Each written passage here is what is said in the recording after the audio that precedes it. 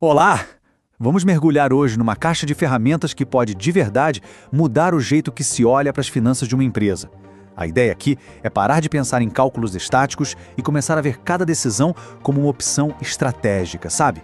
Cheia de possibilidades. Vamos juntos dar uma nova cara para o risco e para a oportunidade? Para a gente começar, eu quero lançar uma pergunta, uma provocação que vai ser o nosso guia. Pensa comigo. E se o patrimônio líquido de uma empresa, aquilo que de fato pertence aos acionistas, não fosse só um número frio no balanço? E se fosse, na verdade, uma opção de compra sobre todos os ativos dessa companhia? Parece meio abstrato, eu sei, mas essa analogia é a chave para tudo que a gente vai ver. E olha, isso não é só uma metáfora bonita, não.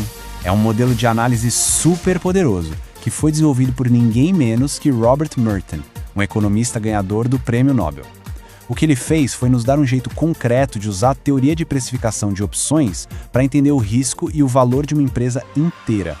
A lógica por trás disso é simplesmente brilhante. Vamos pensar nos acionistas.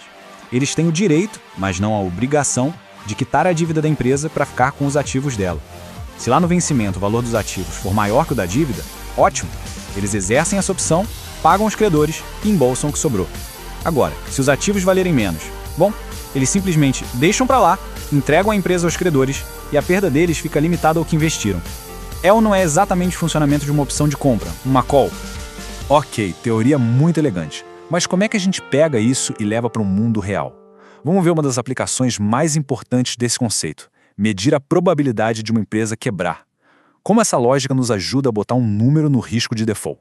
Então, o modelo teórico do Merton é super limpo, mas a gente sabe que a realidade é bem mais bagunçada.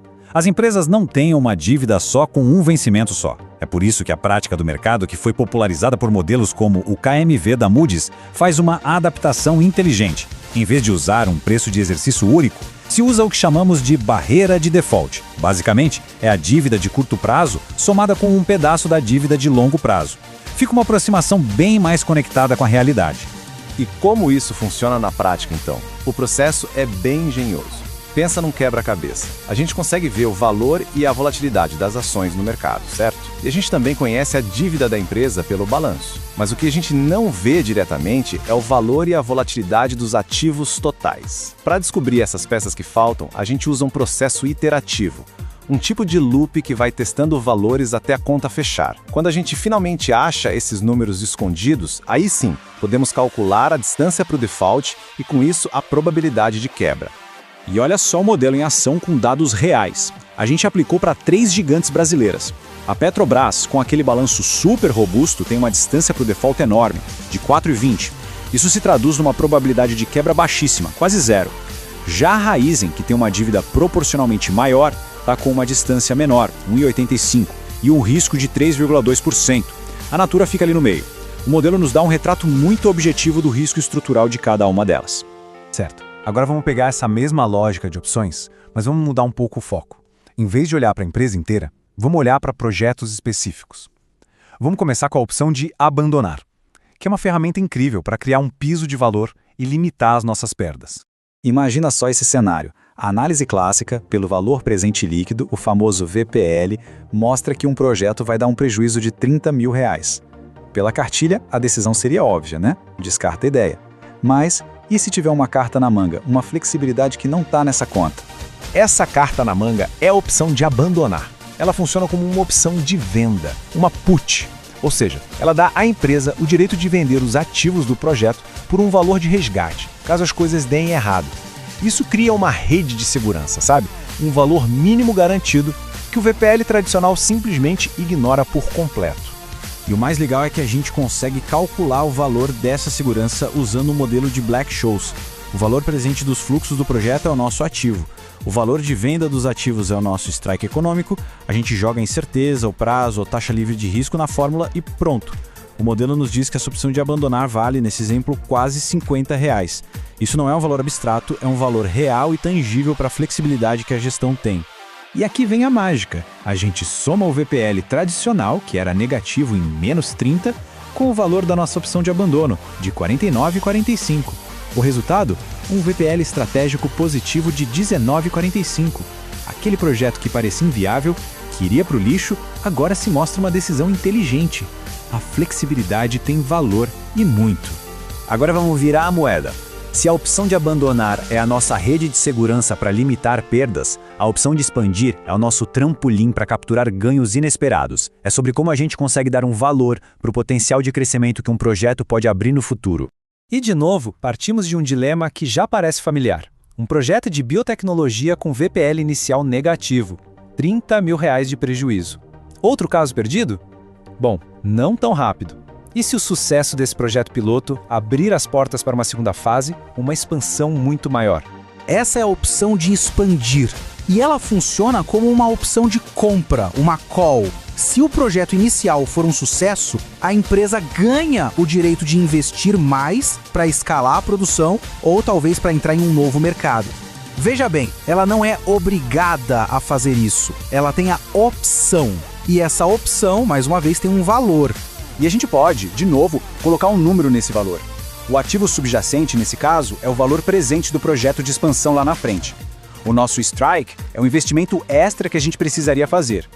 Com uma incerteza alta, o que é bem típico de projetos inovadores, o valor dessa opção de expandir é calculado em mais de R$39 mil. E o resultado final é simplesmente revelador.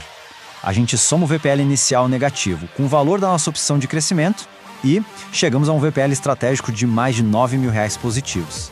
De novo, um projeto que a análise tradicional descartaria de cara se mostra extremamente valioso quando a gente considera o seu potencial estratégico. Esse gráfico aqui mostra o efeito disso de um jeito visualmente muito forte. A curva vermelha é a distribuição de resultados do projeto sem a opção, com uma média negativa. A curva azul, que já inclui a opção de expandir, desloca toda a distribuição para a direita. O que ela faz? Ela corta as perdas na base e amplia o potencial de ganhos lá em cima. Isso aumenta drasticamente o valor esperado do projeto. E agora a gente chega no ponto de unificar tudo. Nós vimos 3 conceitos que à primeira vista parecem bem diferentes: o risco da empresa inteira, a decisão de abandonar um projeto e a chance de expandir outro. Mas a verdade é que todos eles bebem da mesma fonte, partem da mesmíssima lógica fundamental. Essa tabela aqui resume tudo de forma perfeita. Não importa se a gente está analisando o patrimônio da empresa toda, limitando a perda de um projeto pequeno ou capturando o ganho de um projeto futuro, a gente está sempre fazendo a mesma coisa. Estamos identificando um ativo, um preço de exercício econômico e aplicando a lógica de uma opção, seja ela de compra ou de venda. É um framework único extremamente poderoso. E para quem já está pensando em colocar a mão na massa, aqui vai uma dica prática. Passo 1. Você junta os dados. Mas o pulo do gato mesmo está no passo 2, o tal do processo iterativo. Um erro, mas um erro muito comum, é pegar a volatilidade da ação e usar direto nos cálculos. Não faça isso. A volatilidade que importa de verdade é a do ativo total da empresa. E essa a gente precisa descobrir com esse loop, que pode ser feito, por exemplo, com a função atingir método Excel. E, para a gente fechar, uma dose de realidade. Esses modelos são ferramentas fantásticas, sem dúvida. Eles ajudam a estruturar o nosso pensamento, a quantificar a intuição, mas eles não são uma bola de cristal. Eles nos ajudam a fazer perguntas melhores, a entender as variáveis que realmente importam, mas a decisão final, o julgamento estratégico, esse continua sendo humano. O modelo apoia, ele não substitui. Então, eu deixo aqui uma pergunta para reflexão. Olhando para os projetos e para a estratégia da sua empresa, ou de seus próprios investimentos, que opções escondidas podem existir por aí? Opções de abandonar, de expandir, ou talvez de adiar uma decisão.